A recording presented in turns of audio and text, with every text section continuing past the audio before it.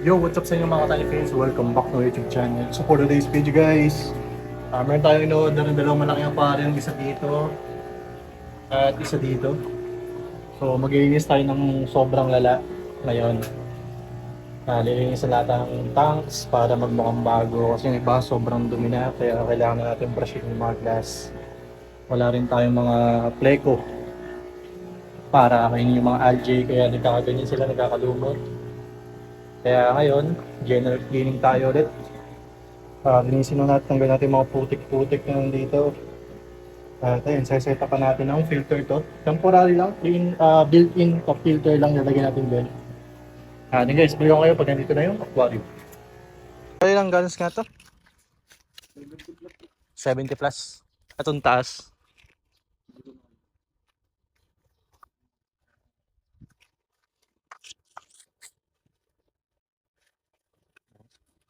Ayun, nakakapa.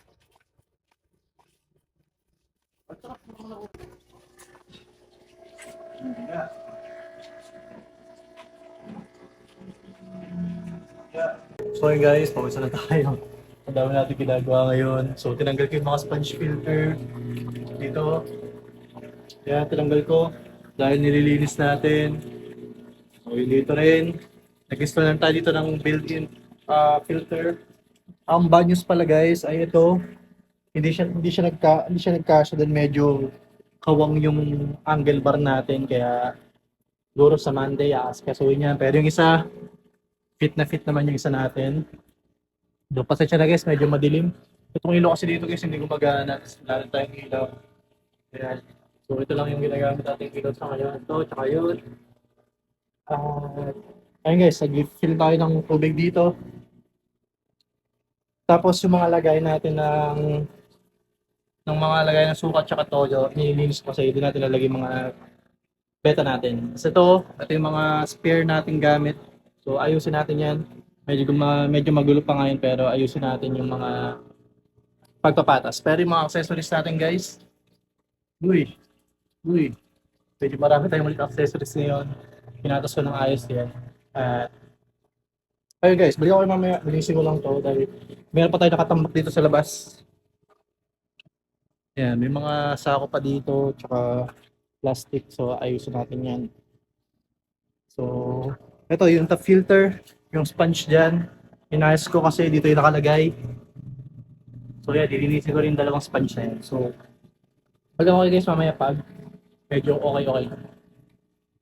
So yun guys, ang update natin ay ito, nalinisan natin. Okay. Ito, nag-fill up tayo dito ng tubig sa malaking tank, tsaka sa dulo, nag-fill up tayo doon. Dito, okay na. Ito na natin ng tubig sa mga to.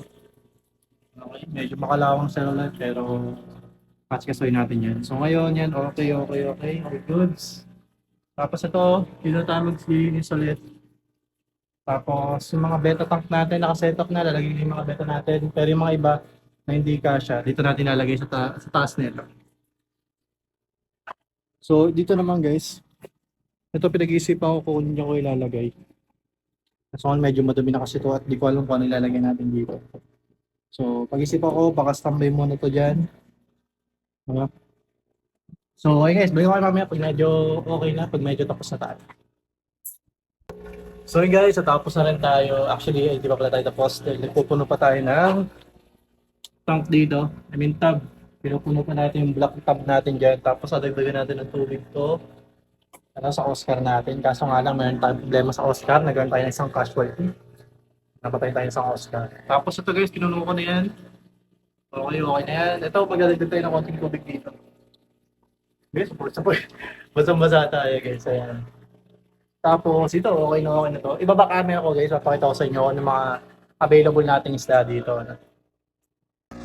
So ito nga pala guys, pagkapasok natin dito sa fish room, ito ang bubungad sa atin. Ito yung pinupuno ko at ito ay okay na rin to.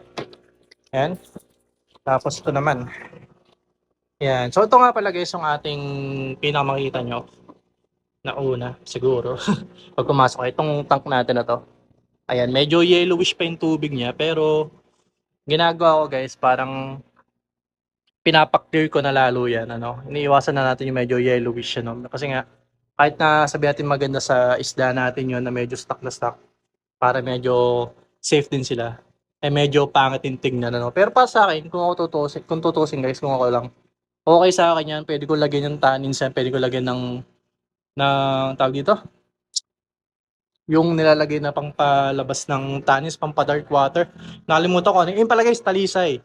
Kung nga pagpipiliin guys, lalagyan ko ng talisay yan. Kaso nga lang, syempre, meron tayong mga newbie na nag-walk-in dito. Mga new hobbies natin, ano, na parang nagugulat sila. Ba't ganito yung kulin ng tubig? Nadudumihan sila. So, para sa atin, mas okay yun. Pero, ginagawa ko guys, pinapaklear ko palalo to.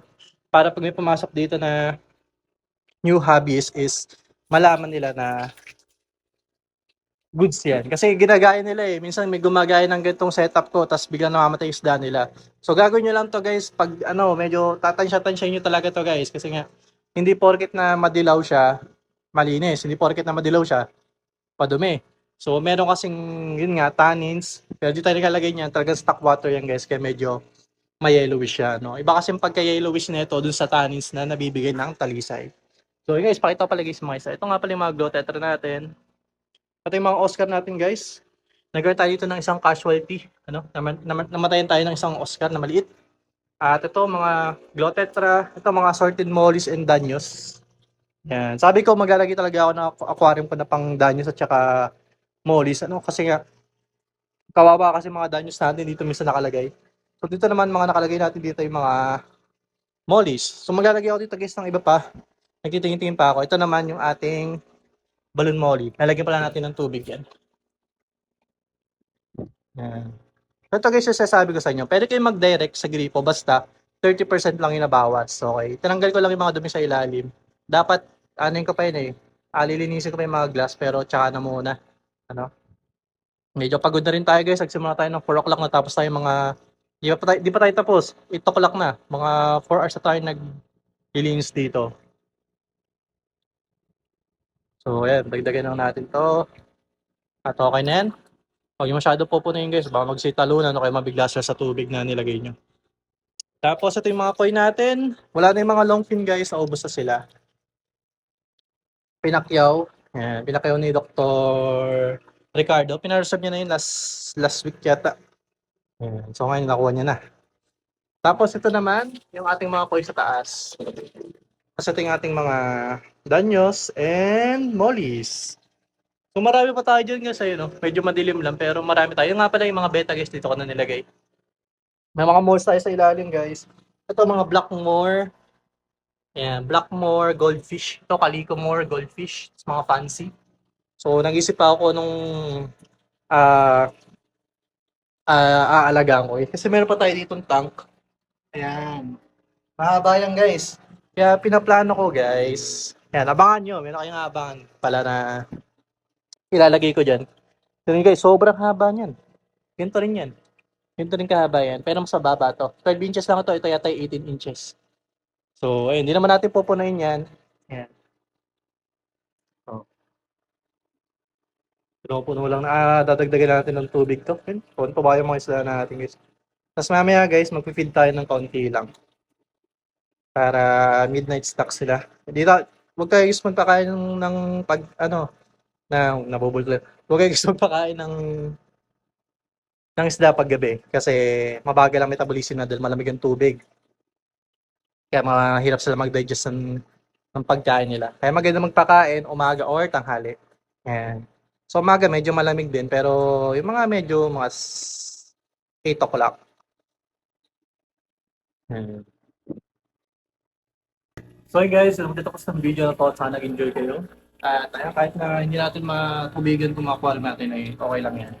Matutubigan din natin yun. Kailangan na ayusin. So you guys, abangan nyo kung ano mga ilalagay ko na dito dahil meron tayong mga ilalagay dyan na medyo matagal nyo na namimiss. Okay, so yun lang guys, maraming salamat sa panonood. Don't forget to follow and like the page sa Facebook tayo Different Species. At kung gusto nyo magpa-layout or kung mga invitations, yan, yung girlfriend ko nagagawa niya. Check nyo yung kanya Facebook page, EJV, layout services. Ilalagay ko sa description. So yun guys, check nyo.